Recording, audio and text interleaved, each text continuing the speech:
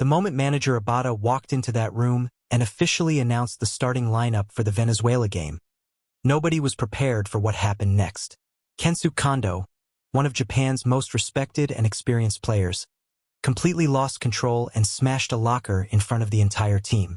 Teruaki Sato, a player known for his quiet intensity, crossed a line that shocked every single person in that room by directing a sharp and disrespectful comment directly at Shohei Ohtani. And then silence. The entire room froze, because Ohtani slowly stood up, looked at Manager Ibata, and said 4 words that nobody expected. "Can I say something?" What followed in the next few minutes may have changed the entire direction of Samurai Japan's tournament. To fully understand how this situation reached such an explosive point, we need to go back to the days leading up to the Venezuela game. Samurai Japan has been winning. On paper, everything looks fine. But inside the camp, the pressure has been building quietly and dangerously, like a volcano that everyone can feel but nobody wants to acknowledge. Players who expected to be starting are sitting on the bench. Players who expected recognition are being overlooked. And the lineup decisions that Manager Ibata has been making have not been sitting well with everyone inside that locker room. Kensuke Kondo is one of the players most directly affected by those decisions. Kondo is not just any player. He is a 4-time on-base percentage champion, one of the most disciplined and skilled hitters in all of Japanese baseball, and a player who has dedicated his entire career to being exactly the kind of player that a team like Samurai Japan should be built around. He arrived at this tournament with enormous expectations, both from the fans watching at home and from himself. And yet, game after game, the results have not come. The hits have not fallen. The rhythm has not returned. And now, with the Venezuela game approaching, Kondo had been quietly hoping that Ibata would show faith in him and keep him in the starting lineup.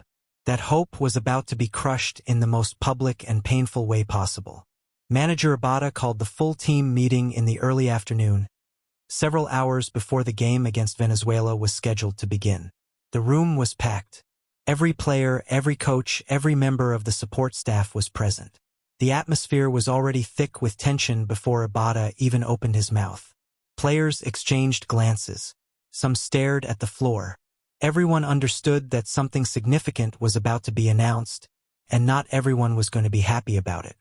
Ibata stood at the front of the room, composed and direct as always, and began reading through the official starting lineup for the Venezuela game. He moved through the batting order methodically, name by name, position by position. The room remained quiet as he spoke, and then he reached the point in the lineup where Kensuke Kondo's name would normally appear. He paused briefly, and then he moved on to the next name without mentioning Kondo at all. The silence that followed that moment was deafening. Everyone in the room understood what had just happened. Kondo had been dropped from the starting lineup entirely. Not moved to a different position in the batting order. Not given a reduced role. Dropped. Left off the starting lineup for one of the most important games of the entire tournament. Kondo's reaction was immediate and explosive. Before Ibata had even finished reading the full lineup, Kondo was on his feet. His face was red. His jaw was tight. And in a moment that stunned every single person in that room, he turned, drew back his fist, and slammed it into the locker behind him with a force that sent a sharp metallic crash echoing through the entire room. The sound was so sudden and so violent that several players physically flinched. Coaches took a step forward instinctively. The room that had been quietly tense a moment ago was now frozen in absolute shock. Kondo did not say a word. He did not need to. The sound of that locker said everything. Years of discipline, years of dedication, years of being one of the most professional players in Japanese baseball, all of it compressed into a single moment of raw, unfiltered emotion. Those who were present described the look on Kondo's face as something they had never seen from him before. Not anger exactly. Something deeper than anger. Something that looked like a man watching everything he had worked for slip through his fingers in real time. Manager Ibata did not flinch. He did not raise his voice. He looked at Kondo for a long moment, acknowledged the moment with his eyes, and then continued reading the lineup. His composure in that moment was remarkable. But the tension in the room had not even reached its peak yet. Because what happened next was something that nobody, Not the coaches, not the players, not even the most experienced observers in that room could have predicted. Teruaki Sato, the Hanshin Tigers slugger who had been quietly frustrated for his own separate reasons throughout the tournament, suddenly spoke up from his seat near the back of the room. His voice was sharp, his tone was disrespectful, and his words were directed not at Manager Ibata, not at the coaching staff, but directly and unmistakably at Shohei Ohtani. The exact words Sato used have not been officially confirmed, but multiple sources present in that room described the comment as a pointed and disrespectful remark that essentially blamed Ohtani's outsized influence over the team for the lineup decisions that were being made. The implication was clear and cutting, that Ohtani's relationship with Manager Ibata was shaping who played and who sat, and that players like Kondo and Sato himself were paying the price for it. The room went completely silent. Even Kondo, still standing near the damaged locker, seemed stunned by what Sato had just said. Because insulting a teammate is one thing, but directing that kind of comment at Shohei Ohtani, the heart and soul of Samurai Japan, the greatest Japanese baseball player of his generation, the man who carries the hopes and dreams of an entire nation on his shoulders every time he steps onto a field, is something else entirely. It is the kind of moment that can tear a team apart. All eyes in the room immediately moved to Ohtani. He was seated near the front, calm and still. He had heard every word. His expression did not change dramatically. He did not stand up immediately. He did not react with visible anger. He simply sat for a moment, absorbing what had just happened, and then he slowly turned his head toward Manager Ibata. And then he spoke those 4 quiet but powerful words. "Can I say something?" Ibata looked at Ohtani for a moment. The room was so quiet that people said they could hear their own heartbeat. Then Ibata nodded. Ohtani stood up. And what he said next is being described by those who were present as one of the most powerful and unforgettable moments in the entire history of Samurai Japan. Ohtani did not raise his voice. He did not attack Sato personally. He did not defend himself against the insult that had just been directed at him. Instead, he spoke directly and honestly to the entire room, to Kondo, to Sato, to every player and every coach sitting in front of him. And his message carried 2 very specific and deeply important requests that he addressed personally to Manager Ibata. His first request was about Kondo. Ohtani looked directly at Ibata and spoke openly about what Kondo means to this team, not just as a hitter, not just as a statistic, but as a human being, as a leader, and as a player whose entire identity is wrapped up in his ability to contribute to the success of Samurai Japan. Ohtani acknowledged that Kondo's numbers had not been where they needed to be.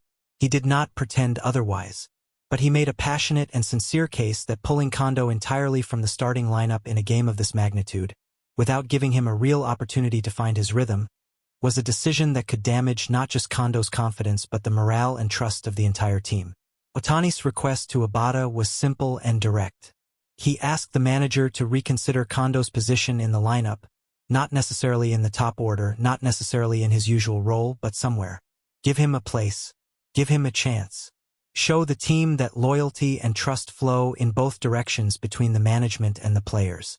Ohtani's second request was more surprising and more personal.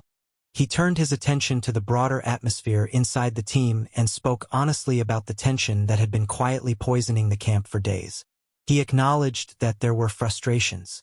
He acknowledged that lineup decisions are painful when you are the one sitting on the outside. He acknowledged that the pressure of representing Japan on the world stage is unlike anything most of these players had ever experienced before. But then he said something that cut through all of it.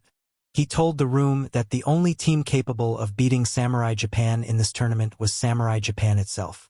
Not Venezuela. Not any other opponent waiting in the knockout rounds. The greatest threat to Japan's championship hopes was sitting right there in that room, in the form of broken trust, fractured relationships, and players who were more focused on their personal position in the lineup than on the collective mission in front of them. His second request to Manager Ibata was for a moment, just a brief moment, before the official lineup was finalized and submitted, where every player in that room could speak honestly about how they were feeling. Not to change decisions, not to challenge authority, but simply to be heard. Because Ohtani believed, and expressed clearly, that a team where players feel heard and respected is a team that plays better baseball when the lights are brightest. The room was completely still when Ohtani finished speaking. Nobody moved. Nobody spoke. And then, slowly, something shifted. Players who had been sitting with their arms crossed began to relax their posture. Coaches exchanged quiet glances. Even Teruaki Sato, who had directed that cutting remark at Ohtani just minutes earlier, was visibly affected by what he had just heard. Sources present in the room described Sato as looking deeply ashamed, not because he had been confronted or punished, but because Ohtani had responded to his insult with nothing but honesty, dignity, and genuine concern for the team. Kondo sat back down slowly. He did not speak, but those near him said that the expression on his face had changed entirely from the raw anguish of moments earlier to something quieter and more complex. Something that looked, perhaps, like a man being reminded of why he loves this game in the first place. Manager Ibata listened to everything Ohtani said without interruption. When Ohtani sat back down, Ibata stood quietly for a long moment before speaking.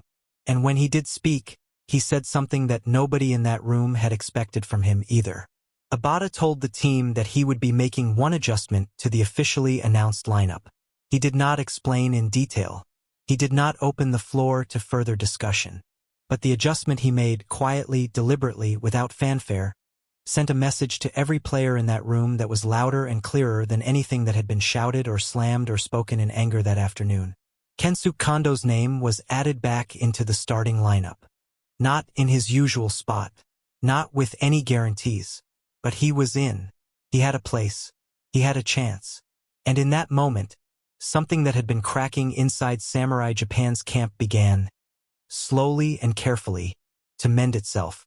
The Venezuela game had not even started yet. But in many ways, the most important battle of Samurai Japan's entire tournament had already been fought, and won, right there in that room, because one man had the courage and the character to stand up and say, simply, "Can I say something? Thank you for watching." Drop your thoughts in the comments. Do you think Ohtani made the right call? Do you think Sato deserved a stronger response? And if you want to follow every dramatic twist and turn of Samurai Japan's journey through the 2026 World Baseball Classic, subscribe to the channel right now and turn on notifications so you never miss a moment like this one.